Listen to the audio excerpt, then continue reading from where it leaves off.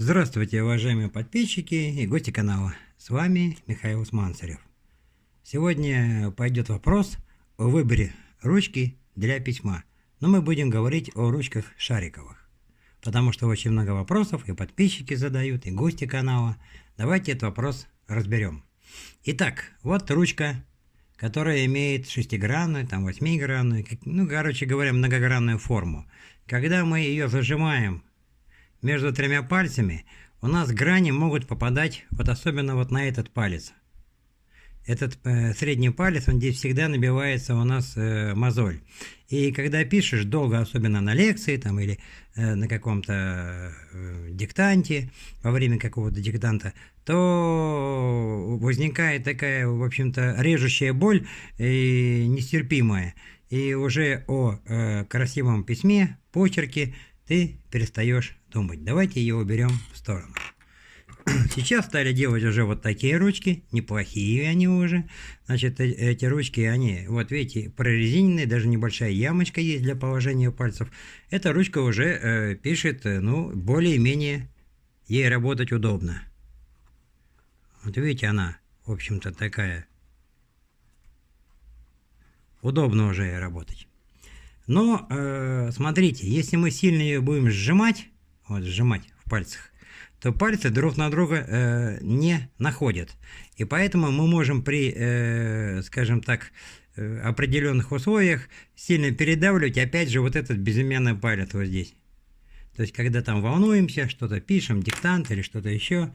Поэтому, особенно для ребенка, неплохо выбирать вот такую ручку. Она тоже, видите, прорезиненная, значит, но она меньшего диаметра. Поэтому, когда я ее сжимаю, видите, у меня уже пальцы друг на друга находят, а здесь усилие на безымянный палец я большого не создаю. Я его просто не могу создать.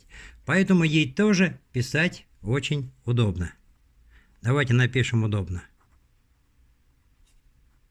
Удобно. Даже в плюсе. Удобно плюс. Убираем ее в сторону. Но мне больше всего нравятся ручки вот такие вот. Видите? Которые имеют в разрезе, видите, вот треугольник. То есть это трехгранная ручка.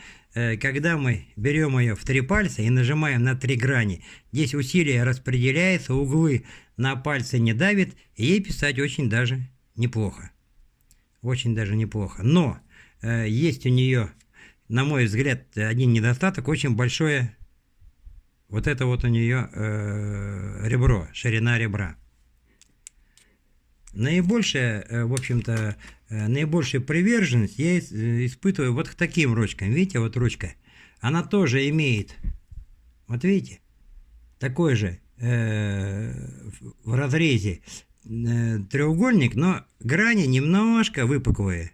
Она очень удобная. Вот эта ручка старая, я ее сейчас реанимирую, она мне нужна там для проведения кое-каких экспериментов.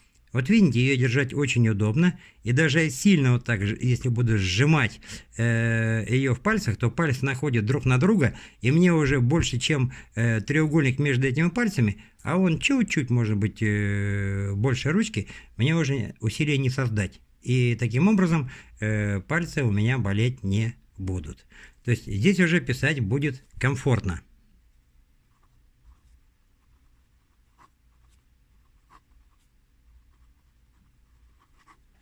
Комфортно будет уже писать. Значит, но ручки такие, в общем-то, в продаже есть. Вот, например, мне попалась вот такая вот. Она тоже аналогичная, но может быть чуть-чуть больше. Видите, вот, тоже у нее в сечении треугольник в разрезе, значит, с притупленными углами. Тоже ей писать хорошо. Сейчас такие ручки вы легко можете найти, и надо их найти, особенно для тех, у кого дети учатся в школе, чтобы им было комфортно писать, и тогда можно уже с ними разговаривать об улучшении почерка. А я вот делал в свое время вот такие вот ручки, деревянные. Вот тоже, видите, она вытащена на станке, потом обработана. И здесь тоже сделан у меня, видите, трехгранник. И с ямочкой, для того, чтобы пальцы находились именно там, где, в общем-то, у человека наиболее удачный почерк, наиболее удачное написание букв. Здесь стержень вставлен с большим усилием вот с этой стороны, значит, и с большим усилием он туда вставляется, для того, чтобы он не ходил вправо-влево, потому что это будет очень удобно. Но эта ручка у нас что? Эта ручка, будем говорить, самоделка. Но тоже, видите, она очень даже удобно пишет. Самоделка.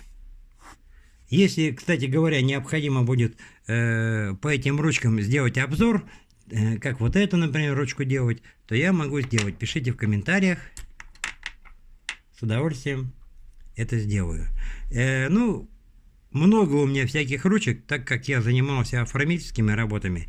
И хочу обратить ваше внимание на еще одну модель. Их две модели, но они идентичные, которые нужны для того, чтобы делать какие-то оформительские работы. То есть она специфическая. Вот такая вот ручка. Я ее сделаю из гелевой, стержень у меня кончился. И я туда вставил два стержня. То есть два одинаковых стержня можно писать какие-то вот такие вот, делать вот такие вот надписи.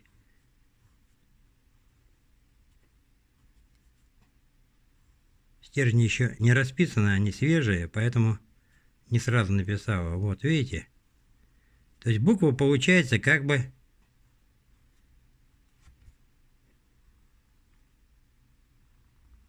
объемная.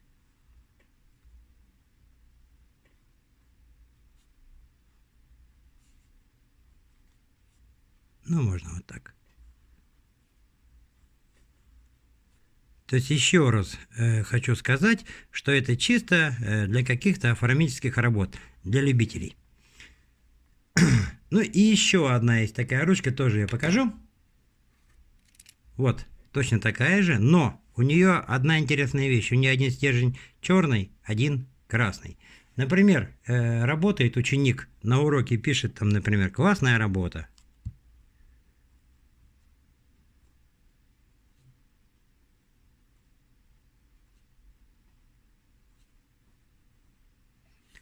Потом ему необходимо написать, ну если говорить про мой предмет, у меня предмет технология, определение, какое-то определение. Вот скажем, сталь.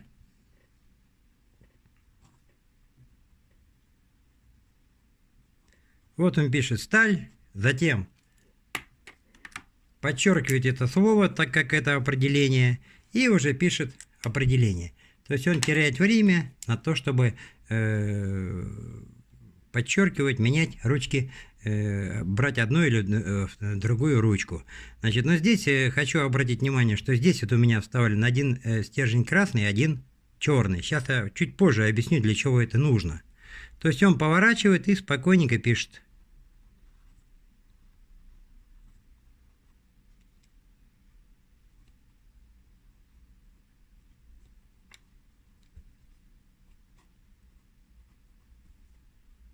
Сталь — это сплав железа с углеродом.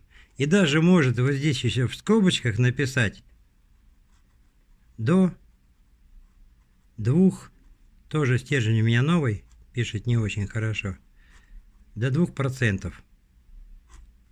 О чем это говорит? Это говорит о том, что когда перед экзаменом ученик берет свою тетрадку, ему необходимо быстренько проштудировать все, он обращает внимание на то, что выделено красным цветом. То есть он увидел, что сталь это сплав железа с углеродом, где углерода до 2%. То есть он уже вспоминает, что если углерода больше 2%, то это уже чугун. То есть, таким образом, студент может быстро-быстро перед экзаменом, перед, будем говорить, заходом на экзамен, быстренько проштудировать свои записи и более удачно сдать экзамен. Итак, вот все, что я хотел, сегодня рассказал. Думаю, что на вопросы ответил. Кому что не ясно, задавайте вопросы. Ставьте лайки. С вами был Михаил Сманцарев. Спасибо за внимание. До свидания.